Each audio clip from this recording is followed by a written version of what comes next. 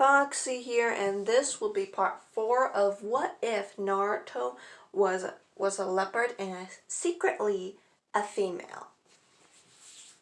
Now, there's nothing to say. I have basically said it in all of my other videos I have made today.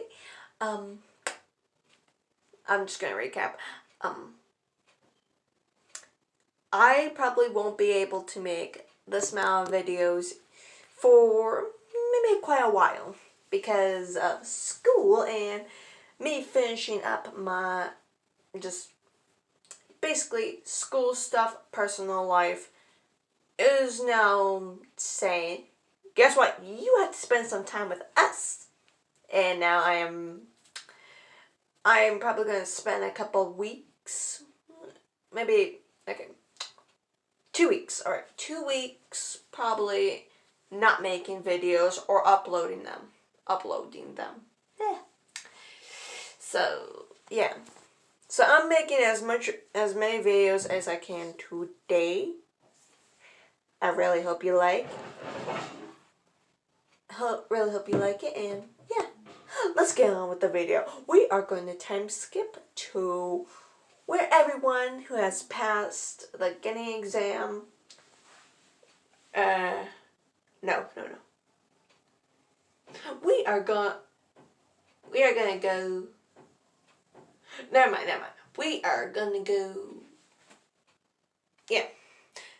Either way, sorry, I'm trying to decide on getting and selecting teams or going on to something else. I'm choosing something else. Either way, Naruto's POV. I walk down the streets, my hand in my pockets. My hands in my pockets, looking down at the dusty, broken ground road. I sighed while hearing what they call me: monster, murderer, creature, it. So many names. I took my right hand out of my pocket and put it where my heart would be. I closed my eyes while thinking. I feel so much pain there. I feel so lonely. I thought while opening my eyes, stuffing my hand back into its pocket, and walking a little bit quicker. Then I started to think about that night. I can still feel the pain of that knife slicing its way down my sensitive skin, scarring me for life. I could remember the after effects, how my face swelled up, how I couldn't barely wear any clothes because of the pain.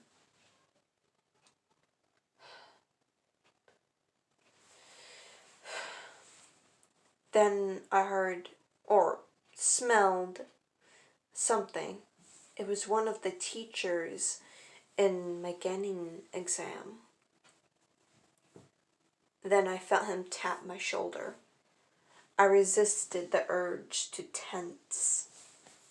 Hey Naruto, I want to talk to you. I turned around to see the blue-haired man. Something in my gut told me he wasn't right. I nodded my head while following him. We appeared on a roof. Hey, Naruto. I have a way for you to become Chunin. I raised my eyebrow. Chunin, eh? I thought while turning my head towards him. The wind brushed past me, and I quickly put my hand over my right eye, pushing my hair down. Yeah, If you go into the Hokage's office and steal the scroll of sealing, then you can become a chunin. It's a special, very special thing. We rarely give it to anyone. We didn't even give it to Sasuke Uchiha. And we would like you to prove that you can become chunin.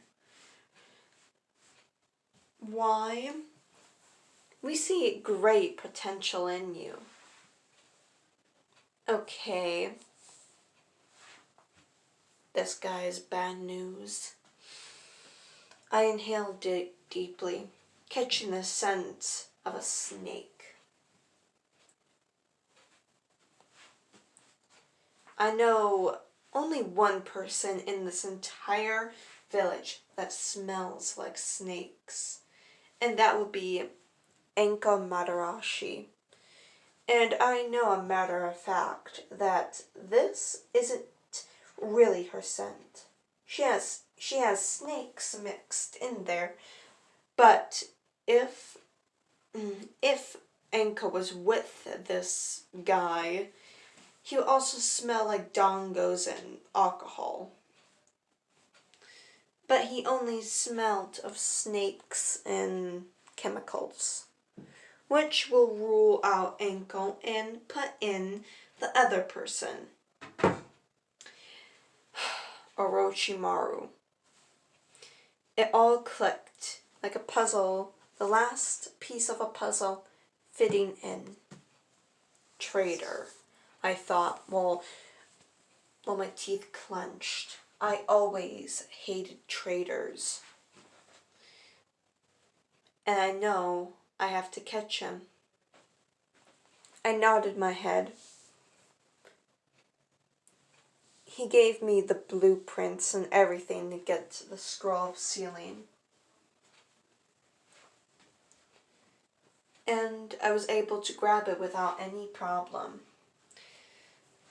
I sat where he told me to sit.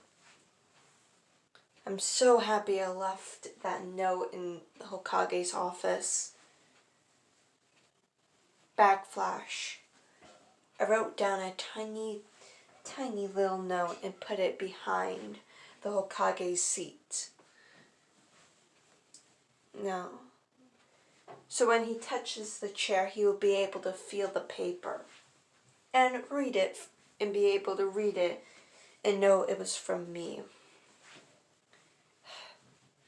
Well, I better get to learn something, I thought, while opening the scroll of sealing. Immediately, I saw 3 jutsus, that caught my eye. The Shadow Clone Jutsu, the Horaishin, and Cloak. That's it, just Cloak. I decided to do the Shadow Clone Jutsu since it was the easiest one. After a couple tries, I was able to make over 100. Wow, I thought.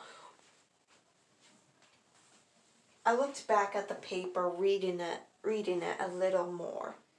Clone Jutsu, able to make solid clones of yourself, able to get memories of theirs. This will help me out a lot, I thought with a devilish grin under my mask.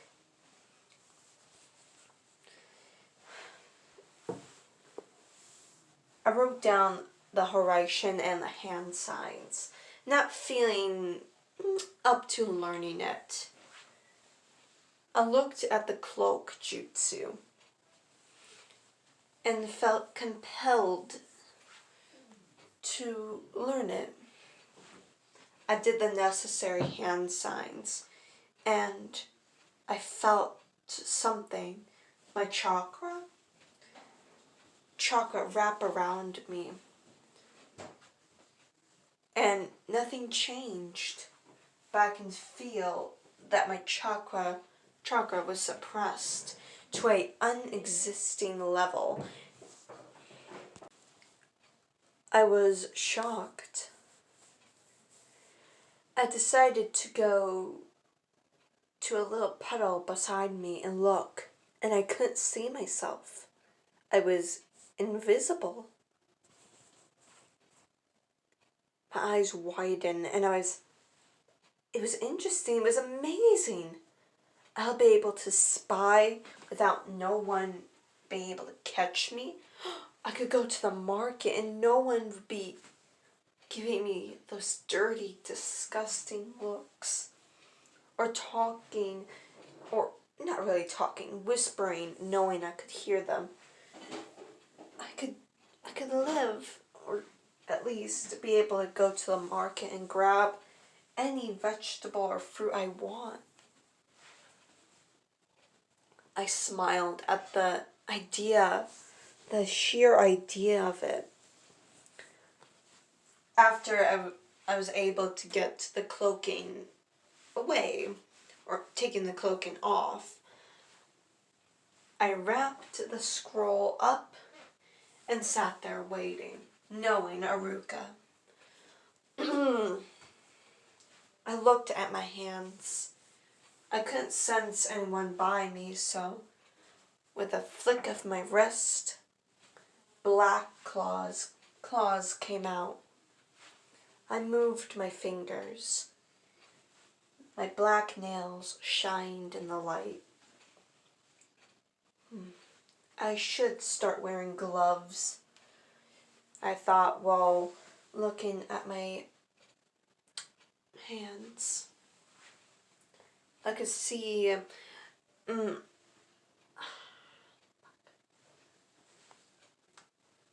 I can see the cuts and bruises, scrape marks and blisters on them. Definitely, by the first look at them, you won't be able to know it was a female's hand. Then I remember Sakura's hand. Her hand was all soft looking and looked beautiful. I felt a pang of jealousy, but quickly shoved that down into the darkest depths of my mind and heart. I am a warrior. I am a ninja. I should not worry about what I look like. All I should worry about is to survive and get stronger. I thought, well, having my claws sink back into my flesh, revealing nails, regular human nails. I rubbed my head. My head hurt like, well, what would the word be? My head hurt like a boulder fell on it. Or a sledgehammer. Why not both? Whatever. Then I could hear the snaps of twigs and the pants of a human. I turned my head to see Aruka. He shouted at me in a loud, exasperating voice. Can't hurt my ears. Aruka, your partner said to take it to become, well, a chunin. He looked at me disbelieving. Then he realized, oh my lord, he said it out loud. Then I could hear a deep, menacing chuckle behind me. I turned my head slowly, knowing who was behind us. The blue-haired man. He spoke of a speech of, well, me having the 9 tails and such, how I'm a demon, how I'm a monster, how everyone looks down upon me. I know that. I only know one person who really, truly cares about me, and that's Gigi. I expect Aruka to pretend to make me feel comfortable and not hate him and one day lash out on him to whatever he's thinking. Then I felt myself being tackled to the ground. I opened my eyes. My eyes were wide. Aruka was on top of me. I can feel the blood drops hit my skin. I looked beyond his shoulder to see a shuriken, a large, shiny shuriken sticking out from his back. Why? I said, feeling the hot, burning tears well up in my eyes. Because he couldn't get a word out. Because the blue-haired man kicked him in the stomach, sending him rolling on the ground. He gasped in pain, the shuriken laying a few feet away from me.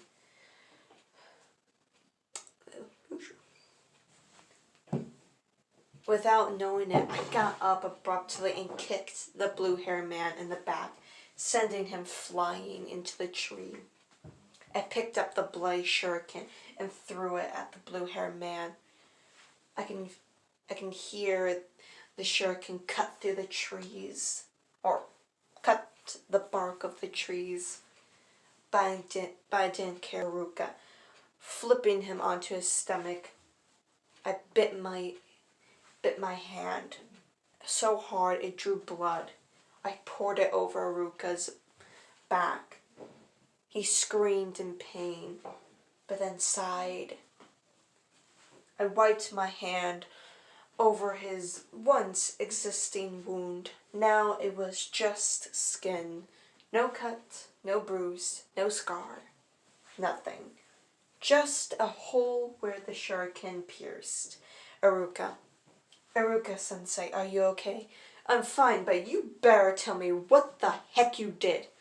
Yeah, Mom, I said with annoyance. He sighed while getting up.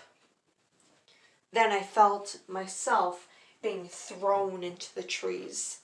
With instinct, my nails popped out and I clawed at the tree, yanking myself upwards. I looked to my right to see Aruka being thrown into the tree too. He was able to grab onto a branch, but the branch looked weak, unstable. I can hear the crack of wood.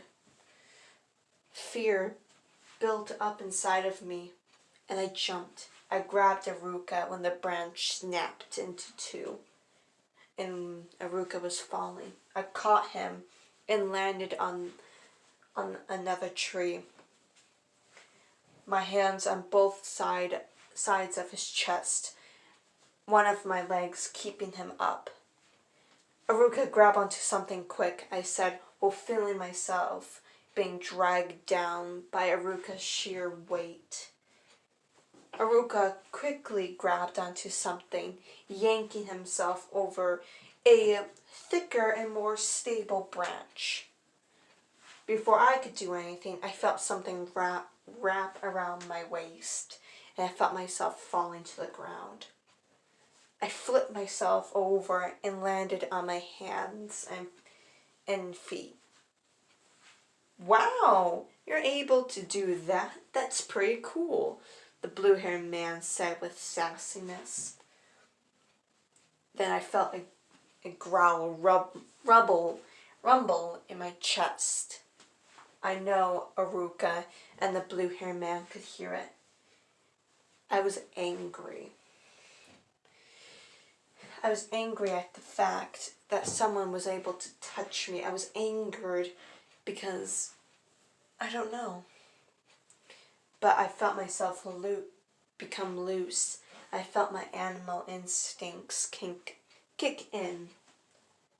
Without knowing it, I shifted into my leopard form and lunged forward, my powerful jaws catching onto the blue-haired man's shoulder. I can feel the pop and taste the copper in my mouth. I can feel the hot, warm liquid drip into my drip down and into my stomach. I can feel its heat on my skin and fur. I can also feel his blood on my paws while I dig and claw at his back. Then I bit down harder, reeling my neck back. Then I felt nothing, no weight, but I could hear his screams of agony. I looked down to see his arm in my mouth, but he wasn't attached to it. I dropped it and bit at his side again, bit on his side. My teeth pierced into his flesh like a needle through fabric. I started to shake my head. I started to play with the blue-haired man like a toy, a rubber ball, and a dog. It was quite fun. I threw him up in the air, bit down on his leg, and started to shake my head, throwing him up again, biting into him, and shaking my head, clawing, tearing, until he was nothing more than a broken pile on the once green grass of the forest. I started to lick my paws. Naruto? I looked over and my stomach dropped. No, it was not supposed to happen this way. No one was supposed to know my secret. No one. He came closer and closer to me. I started to back up, my ears pressed firm against my head, my tail between my legs, until my butt hit a tree. Aruka still coming closer, until he was directly in front of me. His hand reached out, my eyes closed, and my head turned, waiting for a blow, waiting for pain. But nothing came, only a soft, warm hand touched my head, rubbing it. It felt good, it felt like love. It continued to pat and rub behind my ears, my head, sometimes at my neck, and I purred like a kitten. "Oh, you're so cute," he said, ignoring my muzzle being drenched in blood. Then I felt his hand slick behind my hair that was covering my right eye, and it being pulled back. Fear struck again. I shook my head, trying to not have him see it, but it was too late. "Naruto, what?" And this will be the ending of part 4. Let's see Aruka's reaction in the next episode. Shall we? Adios. Bye.